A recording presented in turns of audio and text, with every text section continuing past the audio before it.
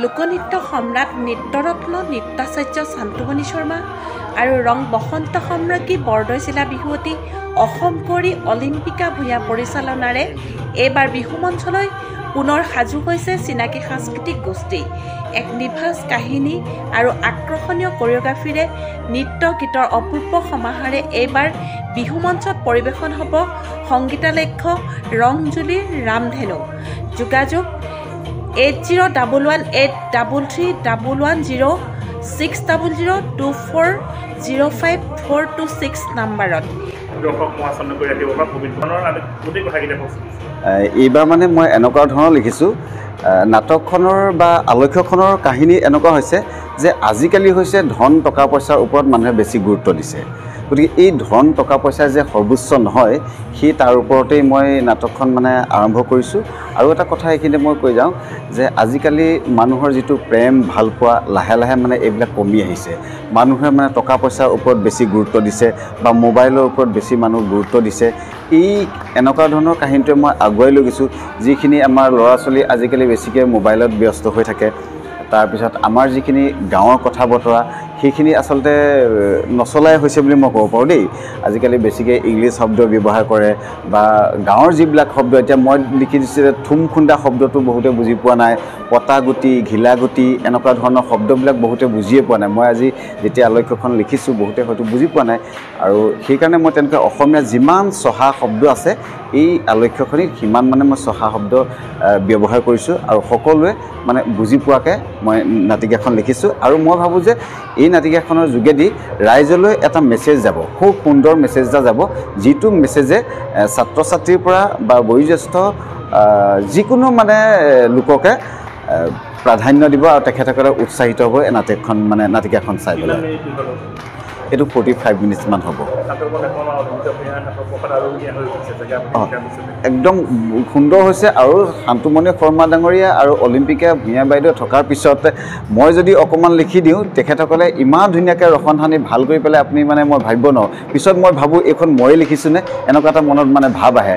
তেনেকৈ এনেকুৱা হয়, ধৰক মূৰ্তি এটা সাজিছে, মূৰ্তি এটা খাইছে, তাত যেতিয়া কাপোৰ কানি পিন্ধাই যেতিয়া ৰং বিৰঙত মানে সজাই তুলিব, তেতিয়া সেই মূৰ্তিটোত সকলোৱে পূজা অৰ্চনা কৰেগৈ, একদম জীৱন্ত কৰি তোলে। ঠিক তেনেকৈ মই একদম মানে শান্তুমণি শৰ্মা আৰু অলিম্পিকা বাইদেউ ইমান ধুনীয়াকৈ ৰসন সানে। আৰু মই কৈছোঁ নহয় 45 মিনিট সময় মানে মানুহে চাই থাকিব লাগিব, 1 ছেকেণ্ড ইফাল সিফাল হ'ব নোৱাৰিব, এনেকুৱা ধৰণে মানে নাটিকাখন গৈছেগৈ। আৰু ইয়াত মানে যিখিনি ডাবিং হৈছে, যিখিনি ভইচ দিছে, সেইখিনি আমাৰ শান্তুমণি শৰ্মা ডাঙৰীয়াই খুব সুন্দৰকৈ ভইচটো দিছে। আৰু তাতে মই আছোঁ, মই 3-4টামান ভইচত ডাইলগখিনি কৈছোঁ। মুঠতে এনেকুৱা হ'ব, মানুহৰ মানে চাই থাকিব লাগিব, উঠি যাবলৈ সময় নাপাব। 45 মিনিট সময় কেনেকৈ পাৰ হৈ গ'ল মানে ৰাইজে ধৰিব নোৱাৰিব। একদম মানে মই যেনেকৈ কৈছোঁ নহয়, আজি এখন গুটি ফুলৰ সাঁচতিত যেনেকৈ ধৰণে ৰাইজে আঁকোৱালি লৈছিলে, এইবাৰ ৰংজুলিৰ ৰামধেনুকো আদৰি ল'ব। আৰু আপোনালোকে জানে যে মোৰ নাটক অজলা ককাই পগলা মৰম মানে ইমানেই মঞ্চস্থ হৈছে আপুনি ভাবিব নোৱাৰে। খুব ভাল পাইছে। সেইখন সম্পূৰ্ণ মানে গাঁৱৰ পটভূমিৰ ওপৰত লিখা, আৰু সেইকাৰণে মই ভাবোঁ যে গাঁৱৰ পটভূমিত লিখিলে মানুহে ভাল পায়। আৰু সেইবাবে মই এই নাটিকাখনো, এই আলক্ষ্যখনো মই গাঁৱৰ পটভূমি লিখিছোঁ, ৰাইজে খুব ভাল পাব। সকলোৱে আলক্ষ্যখন চাবলৈ মই সকলোকে আমন্ত্ৰণ জনাইছোঁ। ধন্যবাদ। খুব সুন্দৰকৈ আমি সাজু হৈছোঁ আমাৰ 20জনীয়া এটি দল এইবাৰ বহাগৰ বাবে। ইতিমধ্যে 10-12টাৰো অধিক আমাৰ মঞ্চ বাবে বুক হৈছে। গতিকে আপোনালোক সকলো আহক, আপোনালোকক আমি নিমন্ত্ৰণ জনাইছোঁ এই ৰংজুলিত ৰামধেনু, যিখন ৰচনা কৰিছে প্ৰবীণ ফুকনে আৰু শান্তুমণি শৰ্মা আৰু মই এইখন ভালদৰে আমি পৰিচালনা কৰিছোঁ। গতিকে আপোনালোক সকলোকে এবাৰ এইখন ৰংজুলিত ৰামধেনু এখন চাবলৈ নিমন্ত্ৰণ জনাইছোঁ। আৰু এই চেনেলৰ জৰিয়তে মই সমূহ অসমবাসী ৰাইজক ৰঙালী বিহুৰ বহুত শুভেচ্ছা জ্ঞাপন কৰিছোঁ। নমস্কাৰ। আপোনালোকে ইতিমধ্যে গম পায় চিনাকি সাংস্কৃতিক গোষ্ঠীয়ে সকলোতে জনপ্ৰিয়। প্ৰত্যেক বছৰৰ দৰে এই বছৰো ছটাকৈ বহুত ধুনীয়া গীতেৰে আমাৰ দলটো সাজি হৈছে। আশা কৰোঁ আপোনালোকে আঁকোৱালি ল'ব, মৰম দিব। সেয়া সকলোকে নিমন্ত্ৰণ জনালোঁ আৰু আপোনালোকৰ চেনেলৰ জৰিয়তে আগন্তুক ৰঙালী বিহুৰ শুভেচ্ছা জনালোঁ। 2009 চনৰ পৰা এতিয়া 2025 চন একেলেঠাৰিয়ে চিনাকি সাংস্কৃতিক গোষ্ঠীৰ লগত মই পোনপ্ৰথমবাৰৰ পৰাই জড়িত হৈ আছোঁ।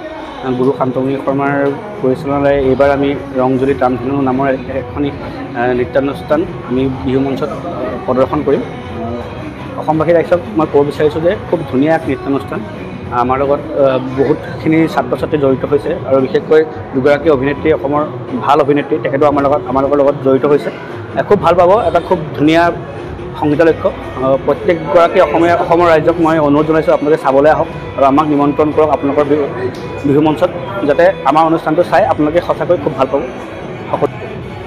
হয় পোনপ্ৰথমতে সকলোলৈকে আমাৰ চিনাকি গোষ্ঠীৰ ফালৰ পৰা আগন্তুক ৰঙালী বিহুৰ শুভেচ্ছা জ্ঞাপন কৰিছোঁ আৰু আমি সাজু হৈছোঁ মানে বিগত বৰ্গৰ দৰে এইবাৰো আমি 6টা গীতেৰে এখন আলক্ষ্য গীতি নাটিকা এখন আমি আকৌ আপোনালোকৰ মাজতে আগবঢ়াই দিম সকলোৱে যাতে ভাল পায় তাৰে আশা ৰাখিব আৰু মই পোনপ্ৰথমবাৰৰ বাবে এই গোষ্ঠীটোৰ লগত জড়িত হৈ পৰিছোঁ মোৰ খুবেই ভাল লাগিছে ধন্যবাদ নমস্কাৰ চিনাকি সাংস্কৃতিক গোষ্ঠী সকলোৰে পৰিচিত মই প্ৰথমবাৰৰ বাবে গোষ্ঠীটোৰ সৈতে জড়িত হ'বলৈ সুযোগকণ পাইছোঁ মোৰ খুব ভাল লাগিছে ছটাকৈ খুব সুন্দৰ গীতেৰে আমি সাজু হৈছোঁ এইবাৰ বিহুৰ মঞ্চৰ বাবে আশা কৰোঁ আপোনালোকে ভাল পাব আমাক আদৰি ল'ব আৰু যদি আমাৰ পাৰফৰ্মেঞ্চ চাব বিচাৰিছে তেনেহ'লে আমাক যোগাযোগ কৰিব পাৰে আমি আপোনালোকক নিৰাশা নকৰোঁ